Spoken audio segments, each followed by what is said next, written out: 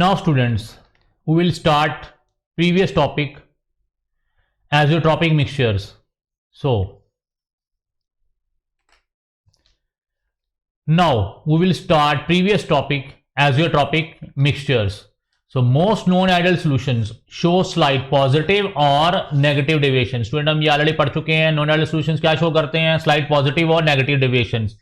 And certain solutions show very large positive or negative deviations.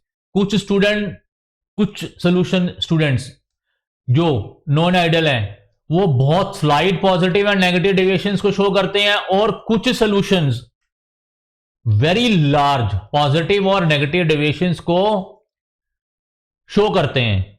So in such cases जो very large positive और negative deviations को show करते हैं, in such cases the vapour pressure मतलब composition plots show either a maximum और minimum point at some composition. जो composition plots हैं, जो इनके ग्राफ्स हैं, वेपर प्रेशर ग्राफ हैं, वो किसी एक कॉम्पोजिशन के ऊपर, किसी पर्टिकुलर कॉम्पोजिशन के ऊपर या तो वो मैक्सिमम पॉइंट शो करेंगे या स्टूडेंट क्या शो करेंगे? मिनिमम पॉइंट शो करेंगे. क्या शो करेंगे? Minimum point. मतलब वेपर प्रेशर का मैक्सिमम पॉइंट या वेपर प्रेशर का मिनिमम पॉइंट किसी एक कॉम्पोजिशन के ऊपर. सो कुछ नॉन आइडियल सॉल्यूशंस बहुत स्लाइट पॉजिटिव और नेगेटिव डेविएशन को शो करते हैं, जिनमें ऑब्जर्वेशंस बहुत ही स्लो होती है, स्लाइट होती है, जिनमें हम डेविएशंस को स्टडी भी नहीं कर सकते. बट कुछ solutions show very large positive और negative deviations. So in such A cases जो उनके वेपर प्रेशर हैं वो किसी एक पॉइंट, किसी एक कॉम्पोजिशन के ऊपर या तो वो बहुत मैक्सिमम शो करेंगे वेपर प्रेशर या बहुत मिनिमम करेंगे. ओके स्टूडेंट, किसी एक कॉम्पोजिशन एट सम कॉम्पोजिशन के ऊपर जो सॉल्यूशंस के वेपर प्रेशर हैं या तो वो बहुत ज्यादा होंगे या बहुत कम होंगे. ये डिपेंड करेगा वो सॉल्यूशन पॉजिटिव डेविएशन शो कर रहा है, लार्ज पॉजिटिव डेविएशन शो कर रहा है और लार्ज नेगेटिव डेविएशन शो कर रहा है. सो पहले हम देखते हैं at maximum point or minimum point the liquid and vapor phases have same composition. अब जब स्टूडेंट मैक्सिमम पॉइंट आ जाए या मिनिमम पॉइंट आ जाए, इन दोनों केसेस में जो लिक्विड और वेपर फेजेस का कॉम्पोजिशन है स्टूडेंट वो क्या होगा? सेम होगा. सो स्टूडेंट हम फिर से एक बार समझ लें, या तो ये दोनों ए और बी कंपोनेंट्स सेम स्ट्रक्चर और सेम पोलैरिटी के होंगे. जब सेम स्ट्रक्चर और सेम पोलैरिटी के होंगे और जब ये दोनों मिक्स हो जाएंगे, अब स्टूडेंट किसी एक पॉइंट के ऊपर, किसी एक कॉम्पोजिशन के ऊपर जब इनका वेपर प्रेशर बहुत ज्यादा होगा या बहुत कम होगा, सो इन दैट केस इन दोनों के लिक्विड और वेपर फेजेस, क्योंकि ये लिक्विड से ही क्या बनेंगे? वेपर्स बनेंगे. क्या बनेंगे? वेपर्स बनेंगे. और in such a case, at such a case liquid and vapour phases क्या होंगे? दोनों सेम होंगे. क्या होंगे? सेम होंगे. The liquid and vapour phases have same composition. तो तब उनकी कंपोजिशन क्या होगी? लिक्विड और वेपर फेजेस की सेम होगी एट जब वेपर प्रेशर बहुत ज्यादा होगा या वेपर प्रेशर बहुत कम होगा. क्यों? क्योंकि जो ए और बी दोनों हैं उन दोनों के स्ट्रक्चर और पोलैरिटीज दोनों की क्या है? ऑलमोस्ट स्टूडेंट सेम है. अगर सेम नहीं भी हुआ तो फॉर एग्जांपल ए आपस में हाइड्रोजन बॉन्डिंग नहीं बना रहा था, हमने पिछले केस में देखा. बी आपस में हाइड्रोजन बॉन्डिंग नहीं बना रहा था, लेकिन जब हमने इन दोनों को मिक्स किया तो ए और बी, जैसे क्लोरोफॉर्म और एसीटोन का एग्जांपल था, ए और बी ने आपस में क्या बना ली? Hydrogen bonding. अब क्लोरोफॉर्म भी हाइड्रोजन बॉन्डिंग नहीं बना रहा था, एसीटोन भी हाइड्रोजन बॉन्डिंग नहीं बना रहा था, लेकिन जब हमने दोनों को मिक्स किया तो इसके ऑक्सीजन, एसीटोन के ऑक्सीजन और क्लोरोफॉर्म के हाइड्रोजन के बीच में आपस में क्या हो गई? हाइड्रोजन बॉन्डिंग हो गई. इसका मतलब अब हम क्या बोलेंगे? क्लोरोफॉर्म एसीटोन के साथ हाइड्रोजन बॉन्डिंग बना रहा है या एसीटोन क्लोरोफॉर्म के साथ हाइड्रोजन बॉन्डिंग बना रहा है. इट मींस दोनों क्या बना रहे हैं? आपस में हाइड्रोजन बॉन्डिंग बना रहे हैं. इसका मतलब दोनों के जो वेपर फेजेस और लिक्विड फेजेस हैं वो उनकी कॉम्पोजिशन क्या हो जाएगी स्टूडेंट? सेम हो जाएगी. क्योंकि बात तो है कि ये क्लोरोफॉर्म ने एसीटोन के साथ हाइड्रोजन बॉन्डिंग बनाई, एसीटोन ने क्लोरोफॉर्म के साथ हाइड्रोजन बॉन्डिंग बनाई, बात तो एक ही है. सो एट पर्टिकुलर मैक्सिमम और मिनिमम वेपर प्रेशर पे उनकी जो लिक्विड एंड वेपर फेजेस की जो कॉम्पोजिशन आएगी वो क्या आएगी स्टूडेंट, सेम आएगी। If such a solution is distilled, for example अब इस सोल्यूशन को हम क्या करना चाह रहे हैं, डिस्टिल करना चाह रहे हैं। ए और बी जो ऐसे सॉल्यूशंस हैं जिन्होंने आपस में कोई इंटरमोलिकुलर कोई भी फोर्स ऑफ अट्रैक्शन आ गई है, सो किसी एक मैक्सिमम और मिनिमम पॉइंट पे पहुंच चुके हैं। अगर उस पॉइंट पे हमने इन सॉल्यूशंस को डिस्टिल करने की कोशिश की, देन लिक्विड वेपराइजेस, जो लिक्विड होगा वो वेपराइज हो जाएगा without any change in its composition. मतलब लिक्विड के वेपर्स बन जाएंगे, लिक्विड के वेपर्स तो बन जाएंगे, लेकिन स्टूडेंट उस लिक्विड के जब वेपर्स बनेंगे तो उन वेपर्स में लिक्विड की कॉम्पोजिशन चेंज नहीं होगी। मतलब the solution distils over as if it is a pure liquid. जो हमारे पास वेपर्स आएंगे, जो हमारे पास सॉल्यूशन के वेपर्स आएंगे, वो सॉल्यूशंस के जो वेपर्स आएंगे वो वेपर्स एग्जैक्टली जो उनका कॉम्पोजिशन होगी, जो उनका स्ट्रक्चर होगा, जो उनकी पोलैरिटी होगी, वो किसकी होगी, प्योर लिक्विड की। किसकी होगी, प्योर लिक्विड की। इसका मतलब वेपर्स के कॉम्पोजिशन चेंज नहीं हुई। जब हमने लिक्विड को वेपर फॉर्म में कन्वर्ट किया तो वेपर्स की कॉम्पोजिशन चेंज नहीं हुई।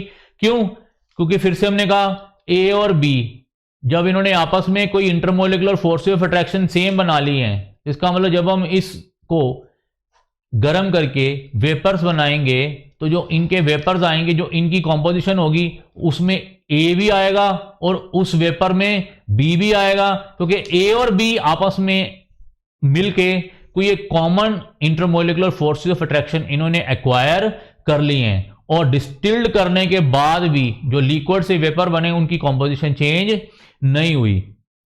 So such a solution which corresponds to maximum और मिनिमम पॉइंट, कोई एक पॉइंट आ गया मैक्सिमम या मिनिमम, दैट डिपेंड्स करेगा पॉजिटिव और नेगेटिव डिविएशंस, तो हैज ए डेफिनेट कॉम्पोजिशन, तो उनकी कॉम्पोजिशन क्या है, डेफिनेट है। And a fixed boiling point, उनका बॉइलिंग पॉइंट क्या है, फिक्स्ड है। Such a solution boils at a fix temperature, और जो वो सोल्यूशंस हैं वो किस पे बॉयल करेंगे स्टूडेंट, फिक्स टेम्परेचर पे। So this is why solutions correspond to the maximum और minimum points are called constant boiling mixtures. So student हम उनको क्या बोलेंगे, कांस्टेंट बॉइलिंग मिक्सचर्स बोलेंगे, एजियोट्रॉपिक मिक्सचर्स बोलेंगे, और सिंपली कॉल्ड एजियोट्रॉप्स। फिर से मैं बोल देता हूं स्टूडेंट, एक ए कंपोनेंट था, एक बी कंपोनेंट था, ठीक है। स्ट्रक्चरली ये दोनों डिफरेंट हैं। फॉर एग्जांपल एक हमने वाटर ले लिया, एक हमने इथेनॉल ले लिया, ओके स्टूडेंट। अब जैसे ही हमने दोनों को आपस में मिक्स किया, सोल्यूशन बनाया, सो इथेनॉल और वाटर ने आपस में क्या बना ली स्टूडेंट, हाइड्रोजन बॉन्डिंग बना ली। अब हम क्या बोलेंगे, वाटर ने इथेनॉल के साथ हाइड्रोजन बॉन्डिंग बनाई या इथेनॉल ने वाटर के साथ हाइड्रोजन बॉन्डिंग बनाई। तो इन्होंने आपस में क्या बना ली स्टूडेंट, हाइड्रोजन बॉन्डिंग बना ली। अब ये स्टूडेंट हाइड्रोजन, अब चलो आप ये पहले समझ लीजिए कि दोनों ने हाइड्रोजन कोई बॉन्डिंग बना ली है, इंटरमोलिकुलर फोर्सेस ऑफ अट्रैक्शन आ गई हैं। अब ये दोनों ए और बी क्या हो गए हैं, दोनों की जो फोर्स ऑफ अट्रैक्शन है वो दोनों सेम आ गई हैं। मतलब ए बी को अट्रैक्ट कर रहा है या बी ए को अट्रैक्ट कर रहा है, बात तो एक ही है। अब हम अगर इनको ए प्लस बी को गर्म करेंगे तो इनके क्या बनेंगे, वेपर्स बनेंगे। अब जो वेपर्स बनेंगे उनमें भी कौन से कंपोनेंट आएंगे स्टूडेंट, ए और बी के। ये तो यानी कि सिर्फ ए के कंपोनेंट आएंगे, बी के नहीं आएंगे, कि ए का बॉइलिंग पॉइंट कम है वो जल्दी वेपर्स बन गया, बी का बॉइलिंग पॉइंट कम है तो वो वेपर बाद में बना। तो ए और बी दोनों में जो फोर्स ऑफ अट्रैक्शन है सेम है। अब जब इन दोनों को बॉयल करेंगे तो इनके जो वेपर्स बनेंगे वो भी क्या स्टूडेंट, ए और बी दोनों के इकट्ठे बनेंगे। अब जो कंपोजिशन लिक्विड फॉर्म में थी वही कंपोजिशन वेपर फॉर्म में भी वही कंपोजिशन आएगी। क्यों वही आएगी, क्योंकि इनमें जो फोर्स ऑफ इंटरमोलिकुलर अट्रैक्शन थी वो क्या थी, वो सेम आ गई। वो क्या थी, सेम आ गई, क्योंकि ए और बी के में भी जो फोर्स ऑफ अट्रैक्शन है वही बी और ए में है। सो दोनों ने एक सेम बॉइलिंग पॉइंट एक्वायर कर लिया। जब हमने दोनों को बॉयल किया तो ए और बी दोनों के वेपर्स बने। जब ए और बी दोनों के वेपर्स बने तो यहां भी जो वेपर्स फॉर्म में इनकी कॉम्पोजिशन आई वो भी ए प्लस बी आई। तो मतलब क्या हुआ, वेपर फॉर्म में भी लिक्विड के कॉम्पोजिशन चेंज नहीं हुई, सच ए सॉल्यूशंस, उनको हम क्या बोलते हैं स्टूडेंट? Constant boiling mixtures. क्यों कांस्टेंट बॉइलिंग मिक्सचर्स? क्योंकि ए और बी दोनों ने मिलके एक सेम पोलैरिटी, एक सेम स्ट्रक्चर, एक सेम कॉम्पोजिशन बना ली है, तो इसका मतलब उनका जो बॉइलिंग पॉइंट है मिक्सचर का वो क्या आ गया? कांस्टेंट आ गया, फिक्स आ गया। तो उन मिक्सचर्स को हम क्या बोलेंगे स्टूडेंट? Azeotropic mixtures. क्या बोलेंगे? एजियोट्रॉपिक मिक्सचर्स, और simply called azeotropes. Okay student, so next is, अब ये स्टूडेंट प्लॉट्स आ गए, एक मैक्सिमम आ गया, एक मिनिमम आ गया। सो मैंने पहले कहा कि दो केसेस हैं, या तो वेपर प्रेशर बहुत बढ़ जाएगा, वो डिपेंड करेगा पॉजिटिव डेविएशन है कि नेगेटिव डेविएशन है, वो हम अभी स्टडी करते हैं, या वेपर प्रेशर बहुत कम हो जाएगा सॉल्यूशन का आपस में मिलने के बाद। जब ए और बी आपस में मिलेंगे, या तो वेपर प्रेशर ए और बी का बहुत ज्यादा बढ़ जाएगा। वेपर प्रेशर कब बढ़ेगा? जब ए और बी में आपस में फोर्स ऑफ अट्रैक्शन कम हो जाएगी। फॉर एग्जांपल पिछले केसेस में हम डिस्कस कर चुके हैं, पिछली स्लाइड में डिस्कस किया था कि ए और बी ने फोर्स बना रहे हैं। अब स्टूडेंट ए और बी फोर्सेस तोड़ भी सकते हैं। फॉर एग्जांपल ए आपस में इंटरमोलिकुलर हाइड्रोजन बॉन्डिंग बना रहा था, बी भी कोई इंटरमोलिकुलर हाइड्रोजन बॉन्डिंग बना रहा था। जब हमने ए और बी को मिक्स किया तो इन दोनों ने आपस में एक दूसरे की हाइड्रोजन बॉन्डिंग को ब्रेक कर दिया, ये भी केस हो सकता है। सो इन दैट केस स्टूडेंट, अब जब ए और बी को मिक्स करने के बाद इनकी intermolecular force of attraction mix करने के बाद वीक हो गई, तो ऑब्वियस स्टूडेंट वेपर प्रेशर क्या हो जाएगा? बहुत ज्यादा हाई हो जाएगा। क्यों? क्योंकि बॉन्ड स्ट्रेंथ वीक हो गई, तो वेपर्स क्या बनेंगे? इजिली बनेंगे। वेपर्स अगर इजिली बनेंगे तो वेपर प्रेशर क्या होगा? हाई। और अगर मिक्स करने के बाद तो स्टूडेंट ये क्या होगा? वेपर प्रेशर अगर हाई होगा, वेपर ज्यादा बनेंगे, तो कौन सी डिविएशन होगी? Positive deviation. अब यहां पे आ जाओ, अब ए और बी को मिक्स किया तो intermolecular force of attraction student क्या होगी? फॉर एग्जांपल स्ट्रांग हो गई। स्ट्रांग हो गई तो इनके वेपर्स बनने मुश्किल हो गए, बॉइलिंग पॉइंट ज्यादा हो गया, वेपर्स कम हो गए। जब वेपर प्रेशर कम हो गया, वेपर्स बनने कम हो गए, तो ये कौन सा पॉइंट आ गया? मिनिमम पॉइंट आ गया। तो ये डेविएशन कौन सी होगी? Negative deviation. कौन सी डेविएशन होगी? नेगेटिव डेविएशन, क्योंकि यहां पे ए और बी की स्ट्रेंथ बढ़ गई थी और यहां पे ए और बी की स्ट्रेंथ कम हो गई है। तो ये दो अलग अलग केसेस हैं। जब स्ट्रेंथ कम हो जाए तो जो पॉइंट आएगा वेपर प्रेशर का वो मैक्सिमम पॉइंट आएगा। जब स्ट्रेंथ बढ़ जाए तो जो वेपर प्रेशर का पॉइंट आएगा वो क्या आएगा? मिनिमम आएगा, क्योंकि वेपर्स नहीं बढ़ेंगे जब स्ट्रेंथ बढ़ जाती है। So when an azeotropic mixture is distilled, चाहे स्टूडेंट उसमें मैक्सिमम पॉइंट आ जाए चाहे मिनिमम पॉइंट आ जाए। क्यों? When an azeotropic mixture is distilled, क्यों? क्योंकि जो ए और बी है लिक्विड फॉर्म में था, उसको जब वेपर फॉर्म में कन्वर्ट करा तो स्टूडेंट ए और बी की नेचर जो लिक्विड में थी, चाहे वो इंटरमोलिकुलर फोर्सेस वीक हुई हैं लिक्विड में, तो वेपर में भी वीक हुई हैं। अगर ए और बी लिक्विड फॉर्म में मिक्स करने के बाद स्ट्रांग हुई हैं तो वो वेपर्स में भी स्ट्रांग हुई हैं। इसका मतलब जो वेपर्स बन रहे हैं ए और बी के, वो लिक्विड और वेपर फेज में जो उनकी कॉम्पोजिशन है वो क्या है? सेम है। तो इसका मतलब क्या है student? When azeotropic mixture is distilled, it gets distilled at a certain fixed temperature. वो जो टेम्परेचर होगा स्टूडेंट क्या होगा? फिक्स्ड होगा as a whole. Therefore an azeotropic mixture cannot be separated. So उन मिक्सचर्स को हम easily separate into its constituents में नहीं कर सकते हैं। फॉर एग्जांपल ए और बी के जो मिक्सचर हैं उनको हम डिस्टिल करके इजिली ए और बी में इंडिविजुअल अलग अलग नहीं कर सकते हैं। That mixture is called azeotropic mixture। और इवन फ्रैक्शनल डिस्टिलेशन से भी हम इजिली ए और बी के वेपर फेज को ए कंपोनेंट और बी कंपोनेंट में इजिली सेपरेट नहीं कर सकते।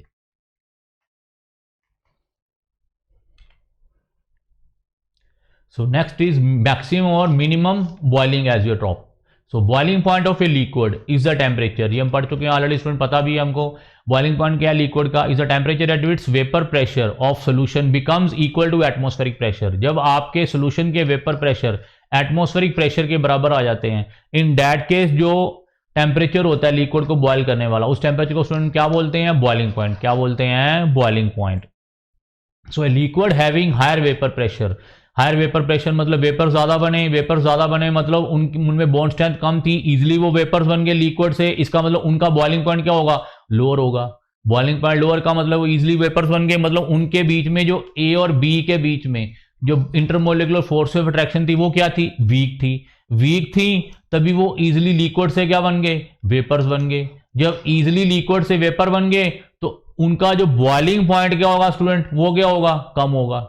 And the liquid having lower vapour pressure, और जो लिक्विड के जिन लिक्विड्स के वेपर प्रेशर लोअर है उनका बॉइलिंग पॉइंट क्या होगा स्टूडेंट, हाई होगा। ठीक है student. So therefore an isotropic mixture shows maximum vapour pressure. अब जिन आइसोट्रोपिक मिक्सचर्स का वेपर प्रेशर मैक्सिमम है तो वो बॉइलिंग पॉइंट क्या शो करेंगे स्टूडेंट, लोअर करेंगे। क्या करेंगे, लोअर करेंगे। किन से लोअर करेंगे, lower than that of both the components of the mixture. For example A और बी, ए और बी किससे बना, ए प्लस बी किससे बना, कंपोनेंट ए से और कंपोनेंट बी से। अब ये बन गया आपका एजियोट्रॉपिक मिक्सचर। ये क्या बन गया, एजियोट्रॉपिक मिक्सचर। अब ये शो कर रहा है मैक्सिमम वेपर प्रेशर, ये शो कर रहा है मैक्सिमम वेपर प्रेशर, और बॉइलिंग पॉइंट स्टूडेंट क्या शो करेगा, मिनिमम। बॉइलिंग पॉइंट शो क्या करेगा, मिनिमम। अब ये जो बॉइलिंग पॉइंट मिनिमम शो करेगा स्टूडेंट, ये इन दोनों के बॉइलिंग पॉइंट से क्या होगा, मिनिमम होगा। क्या होगा, इसका जो सोल्यूशन का बॉइलिंग पॉइंट होगा वो ए के बॉइलिंग पॉइंट से भी कम होगा, बी के बॉइलिंग पॉइंट से भी कम होगा। क्यों, क्योंकि जब ए और बी आपस में मिक्स हुए, फॉर एग्जांपल ए में भी जब अकेला था तो उसमें कोई इंटरमोलिकुलर फोर्स ऑफ अट्रैक्शन थी, स्ट्रांग थी, तो इसका मतलब उसका बॉइलिंग पॉइंट क्या था, ज्यादा। अब बी भी जब इंडिविजुअल अकेला था, उसके बीच में भी लेट्स सपोज कोई इंटरमोलिकुलर फोर्स ऑफ अट्रैक्शन थी, वो भी स्ट्रांग थी, तो उसका वेपर प्रेशर भी कम है, तो उसका बॉइलिंग पॉइंट भी ज्यादा है। लेकिन जब हमने इन दोनों को मिक्स किया, ए और बी, जब हमने मिक्स किया, ए और बी ने एक दूसरे की बॉन्ड स्ट्रेंथ तो क्या कर दिया, तोड़ दिया, वीक कर दिया। जब वीक कर दिया तो वेपर प्रेशर स्टूडेंट क्या हो गया, बढ़ गया। तो सोल्यूशन मिक्सचर का बॉइलिंग पॉइंट क्या हो गया, कम हो गया। अब वो जो बॉइलिंग पॉइंट कम हुआ वो ए से भी कम हुआ और बी से भी कम हुआ। तो जो एजियोट्रोपिक मिक्सचर का बॉइलिंग पॉइंट कम हुआ, जब उनका वेपर प्रेशर मैक्सिमम है तो वो बॉइलिंग पॉइंट इन दोनों कंपोनेंट से क्या होगा स्टूडेंट, कम होगा। सिमिलरली अब फॉर एग्जांपल ए आपस में weak intermolecular force of attraction बना रहा था, अब बी भी स्टूडेंट कोई कंपोनेंट है, वो भी आपस में वीक फोर्स ऑफ अट्रैक्शन के साथ अटैच है। लेकिन जैसे ही हमने इन दोनों को आपस में जोड़ा, सोल्यूशन बनाया, तो इन दोनों ने स्ट्रॉन्ग बॉन्डिंग बना ली, ए प्लस बी। इसका मतलब इसका जो वेपर प्रेशर होगा, अब वो बॉन्डिंग स्ट्रॉन्ग आ गई तो वेपर प्रेशर क्या होगा, कम, तो बॉइलिंग पॉइंट क्या होगा, ज्यादा। अब इनमें जो बॉन्ड स्ट्रेंथ थी वो क्या थी, वीक थी। जब बॉन्ड स्ट्रेंथ वीक थी तो इनका बॉइलिंग पॉइंट क्या था, कम, इसका बॉइलिंग पॉइंट भी क्या है, कम। अब सोल्यूशन का एजियोट्रोपिक मिक्सचर का बॉइलिंग पॉइंट क्या आ गया, ज्यादा। इसका जो बॉइलिंग पॉइंट आएगा स्टूडेंट वो ए के बॉइलिंग पॉइंट से भी ज्यादा होगा और बी के बॉइलिंग पॉइंट से भी ज्यादा होगा। तो similarly the azeotropic mixture which shows minimum vapour pressure, minimum vapour pressure मतलब मिक्स करने के बाद ए और बी कंपोनेंट्स की बॉन्ड स्ट्रेंथ बढ़ गई। जब बॉन्ड स्ट्रेंथ बढ़ गई तो वेपर प्रेशर क्या आ गया, minimum. So azeotropic mixture which shows minimum vapour pressure show boiling point, क्या शो करेगा student, boiling point higher than the component A and both B. So these azeotropic mixtures are therefore called minimum boiling azeotropes or maximum boiling azeotropes. That depends on the bond strength between the components A and B after making the solution. Okay. Next is curves. Student हम देख चुके हैं। अब ये क्या है boiling point, ये क्या आ गया स्टूडेंट, मिनिमम बॉइलिंग पॉइंट, और ये क्या आ गया स्टूडेंट, मैक्सिमम बॉइलिंग पॉइंट किसी एक कॉम्पोजिशन पे। अब ये क्या है, ए और बी दो कंपोनेंट्स हैं, तो किसी एक पर्टिकुलर मोल फ्रैक्शन पे या तो स्टूडेंट बॉइलिंग पॉइंट क्या होगा, मिनिमम आ जाएगा।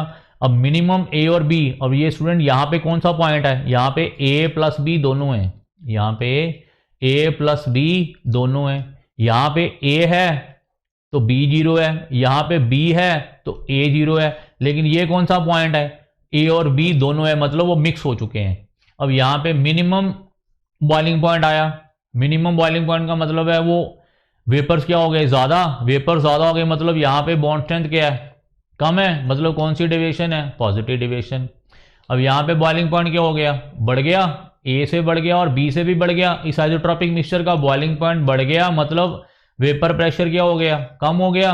वेपर प्रेशर अगर कम हो गया, बॉइलिंग पॉइंट बढ़ गया, मतलब बॉन्ड स्ट्रेंथ क्या हो गई, बढ़ गई। बॉन्ड स्ट्रेंथ अगर बढ़ गई तो मतलब कौन सी डेविएशन आ गई, negative deviation. Large, show large in both cases. Azeotropic mixture में जो डेविएशन हो रही है स्टूडेंट, वो कौन सी हो रही है, लार्ज डेविएशन हो रही है। ठीक है student, maximum and minimum boiling azeotrope. So, a minimum boiling azeotrope is a solution of some definite composition which boils at a definite temperature which is lower than the boiling points of both the components of the solution। ये हम कर चुके हैं student. जो A और B का boiling point आएगा एजियोट्रोपिक mixture का, वो A से भी कम होगा और B से भी कम होगा। For example water ethanol system है हमारा, उसमें मिनिमम बॉइलिंग एजियोट्रोप कब बनेगा वो स्टूडेंट, एजियोट्रोप मिक्सचर वाटर और इथेनॉल का 95.6 mass percentage of ethanol, 95% alcohol लेंगे इथेनॉल, और बाकी जो 4.4% आएगा वो वाटर। तो 4.4% of water plus 95.6% of alcohol क्या बनेगा स्टूडेंट, एजियोट्रोपिक मिक्सचर। और ये जो एजियोट्रोपिक मिक्सचर है कौन से टेम्परेचर पे बॉयल हो रहा है स्टूडेंट, 78.1 डिग्री सेंटीग्रेड पे। और ये जो 78.1 डिग्री सेंटीग्रेड है वो वाटर के बॉइलिंग पॉइंट से भी कम है स्टूडेंट, 100 डिग्री सेंटीग्रेड है वाटर का। और अल्कोहल का बॉइलिंग पॉइंट है 78.3। अब जो सोल्यूशन का बॉइलिंग पॉइंट आया 78.1, वो वाटर के बॉइलिंग पॉइंट से भी कम आया और इथेनॉल के बॉइलिंग पॉइंट से भी कम आएगा। फिर से हम बोल चुके हैं, या तो बॉइलिंग पॉइंट मैक्सिमम होगा या मिनिमम होगा। So minimum boiling azeotrope mixture जो होते हैं, जो सोल्यूशन का बॉइलिंग पॉइंट आएगा वो कंपोनेंट्स, इंडिविजुअल कंपोनेंट से भी क्या होगा स्टूडेंट, कम होगा। सो मैक्सिमम बॉइलिंग एजियोट्रोप उल्टा है स्टूडेंट, उसमें क्या होगा, जो एजियोट्रोपिक मिक्सचर का बॉइलिंग पॉइंट आएगा वो इंडिविजुअल कंपोनेंट से भी क्या आएगा, ज्यादा आएगा। For example water plus HCl, अब वो बना रहा है कांस्टेंट बॉइलिंग एजियोट्रोप जिसमें 20.3% HCl है और बाकी 79.7% आपका वाटर है। अब इसका बॉइलिंग पॉइंट आ गया एजियोट्रोपिक मिक्सचर का 110 डिग्री। अब 110 degree student boiling point of water से भी ज्यादा है, एंड HCl का बॉइलिंग पॉइंट है -85 डिग्री सेंटीग्रेड, उससे भी ज्यादा है। सो मैक्सिमम बॉइलिंग एजियोट्रोप, ये जो HCl और वाटर का जो एजियोट्रोपिक मिक्सचर बना, मैक्सिमम बॉइलिंग एजियोट्रोपिक मिक्सचर बना, उसका जो बॉइलिंग पॉइंट आ गया, इंडिविजुअल कंपोनेंट वाटर और इंडिविजुअल कंपोनेंट HCl, इन दोनों का जो बॉइलिंग पॉइंट होगा उससे भी स्टूडेंट क्या आया, ज्यादा आया। So minimum boiling point azeotrope में जो एजियोट्रोपिक मिक्सचर का बॉइलिंग पॉइंट आएगा वो इंडिविजुअल कंपोनेंट से भी कम होगा, और मैक्सिमम बॉइलिंग पॉइंट एजियोट्रोप में जो एजियोट्रोप का बॉइलिंग पॉइंट आएगा वो इंडिविजुअल कंपोनेंट से ज्यादा होगा। So there are two type of azeotropic mixtures, maximum and minimum boiling azeotrope mixtures, and these azeotrope mixtures are not separated even by method fractional distillation। क्यों, क्योंकि आप mix करने के बाद जो दोनों कंपोनेंट्स की, फॉर एग्जांपल यहां पे हम वाटर और HCl की बात करें, जब वाटर और HCl को दोनों को मिक्स करेंगे तो वाटर और HCl में जो आप फाइनल रिजल्ट आएगा सोल्यूशन का, उनमें जो बॉन्ड स्ट्रेंथ आएगी वो वाटर और HCl या HCl और वाटर दोनों में स्टूडेंट क्या होगी, सेम होगी। मतलब दोनों एक दूसरे के साथ अच्छी तरह से रल मिल गए हैं। जब दोनों रल मिल गए हैं तो दोनों की कॉम्पोजिशन इजीली सेपरेट नहीं होगी, तो उसी को हम सिंपली क्या बोलते हैं स्टूडेंट, एजियोट्रोप। क्या बोलते हैं, एजियोट्रोप। ठीक है student. So next lecture we will continue